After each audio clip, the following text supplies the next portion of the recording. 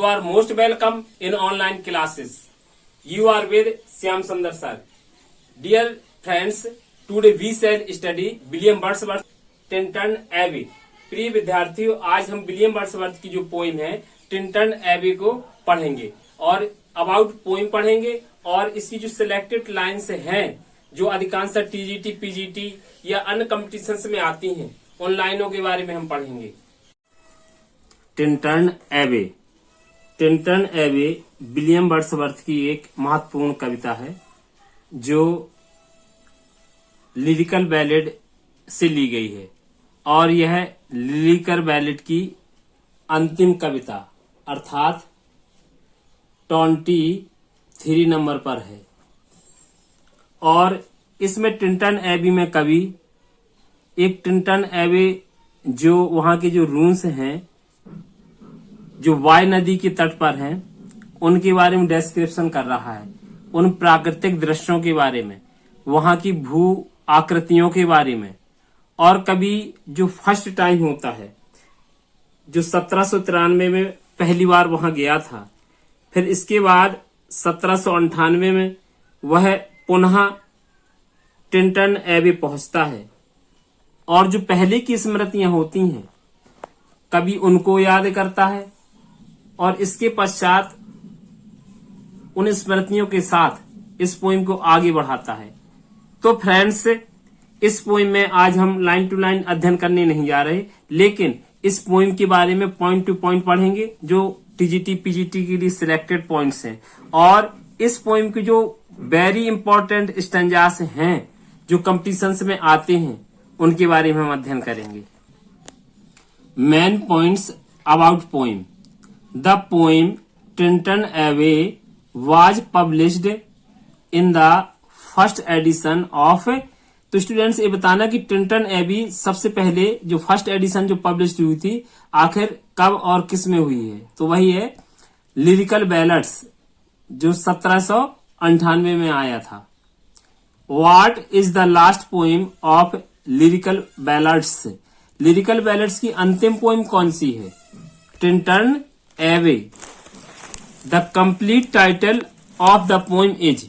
आखिर Tintern Abbey इसका ये शॉर्ट रूप है, जो इसका कंप्लीट टाइटल है उसका नाम क्या है टिंटन एबी का? तो देखें, lines composed a few miles above Tintern Abbey on revisiting the banks of the Wye during a tour July 13, 1798. Tintern Abbey is in Monmouthshire, England, about 4 miles north of Chepstow. आखिर Tintern Abbey कहाँ पड़ता है? England में, है ना.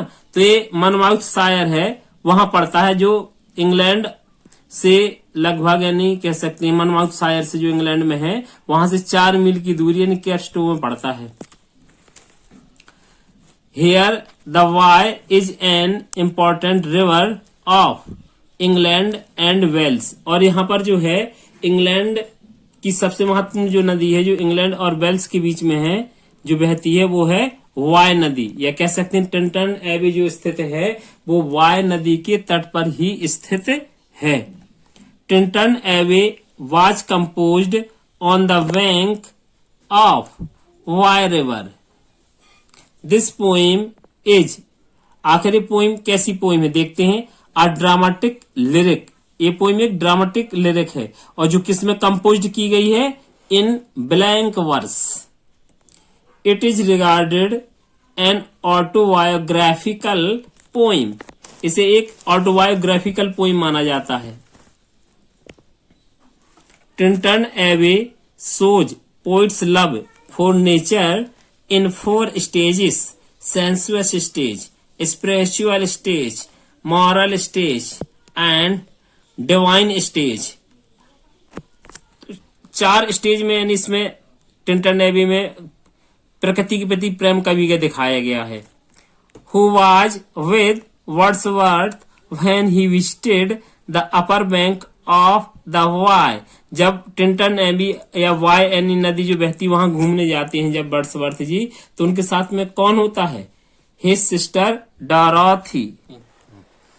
अब इस poem की सिलेक्टेड लाइंस देखेंगे। 5 years have passed, 5 summers with length of 5 long winters, and again I hear these waters। जो ये लाइनें हैं पोइम्स इन लाइनों से ही शुरू होती है, जिसका अर्थ है कवि याद करता है जब 1793 में पहली बार गया था, फिर 1798 में जाता तो याद करता है कि कवि कहता है 5 वर्ष व्यतीत हो चुके हैं, 5 ग्रीष्म ऋतुएं। जब एक वर्ष में एक ग्रीष्म ऋतु आती है तो जब 5 साल बाद कभी वहां पहुंचता है टिंटन एबे तो 5 ग्रीष्म ऋतुएं हो ही जाएंगी। 5 ग्रीष्म ऋतुएं तथा 5 लंबी शीत ऋतुएं भी व्यतीत हो चुकी हैं। अब मैं एक बार पुनः इन लहरों की ध्वनि सुन रहा हूं। अर्थात कवि सोचता है कि मैं पुनः इन लहरों के बीच में इस टिंटन एबे में फिर से आ गया हूं। With some uncertain notice, as might seem, of vagrant dwellers in houseless woods, or of some hermit's cave, where by his fire the hermit sits alone। कवि कहता है जब कभी वहां पर टिंटन एबे में होता है और जंगलों में जो छल्लेदार धुआं उड़ता है, उन धुओं को देख करके कवि यानी विचार मग्न करता है कि आखिर धुआं जंगल में कैसे उड़ रहा है। तो उन्हीं के बारे में दिखाया गया है फ्रेंड्स। जब कभी जंगल में धुओं के उड़ते हुए देखता है तो अनुमान लगाता है कि यह धुआं बंजारों के यहाँ से उठ रहा है, जो मकान रहित होते हैं, या किसी साधु की जो इस तरह से जो कहते हैं जो अपनी समाधि वगैरह इस तरह से लगा लेते हैं, गुफा से उठ रहा है, जो अग्नि के पास बैठा होगा। यानी विद सम अनसर्टेन नोटिस, एक अनसर्टेन नोटिस करता है कभी, है ना, अनुमान लगाता है जो कि क्या हो सकता है। As might seem of vagrant dwellers, vagrant dwellers मानो थे बंजारे, आवारा घूमने वाले, और इन हाउसलेस वुड्स, जो हाउस विहीन होते हैं, है ना, घर विहीन होते हैं, और वुड्स जंगलों में रहते हैं। तो कहता कभी या तो बंजारों आग जला रहे हैं इसलिए धुआं उठ रहा है, या और अथवा सम हर्मिट्स माने साधु या सन्यासी, केव माने गुफा, या किसी जो साधु की यानी केव है, गुफा है, वेयर वाई हिज फायर, जहां पर वो अग्नि यानी जलाई हुई है। द हर्मिट सिट्स एलोन, और कहते उस अग्नि के आगे वो साधु अकेला बैठा हुआ है, उसका धुआं ऊपर उठ रहा है।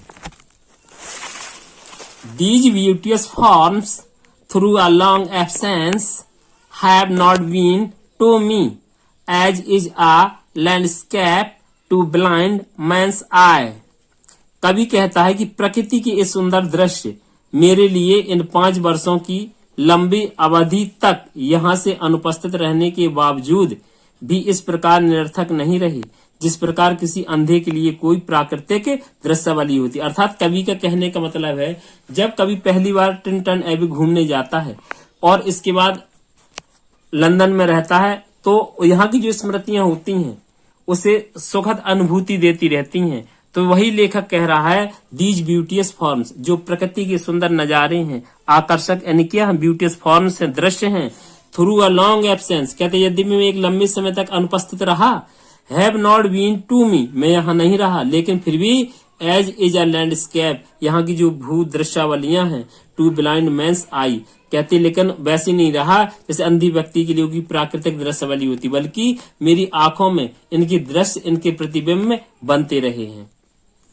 Next, I have taught to them in hours of weariness sensations sweet, felt in the blood and felt along the heart and passing even into my favorer mind with tranquil restoration।